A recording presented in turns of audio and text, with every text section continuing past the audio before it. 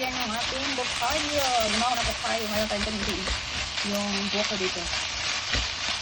Ayan, tayo nagagawa ng bukhayo mga kaibigan ko lang ang inis natin. Lagyan ko na siya ng konting sugar. Tapos ngayon ako ng butter, kunti lang para di mag-dry. At tapos kunting tubig. Para makang na ano ba mag-ano yung sugar mag-ano yung asukar natin yung ay init.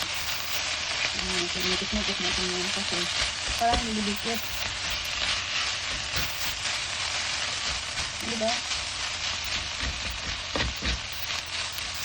Kaibigan mo ating bukhayo. Ayan, yung bukhayo ito. Try ko lang gawa ng bukhayo mga kaibigan.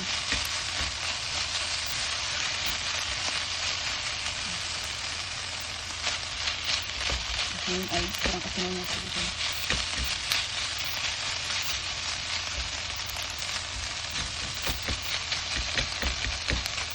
Yan na yung ating bukhayo mga kaibigan. Naluto na yan siya. Ngayon ay off na natin. O diba? Sa ating mga kaibigan. Yung bukhayo, hindi ko siya dinamihan ng asukal.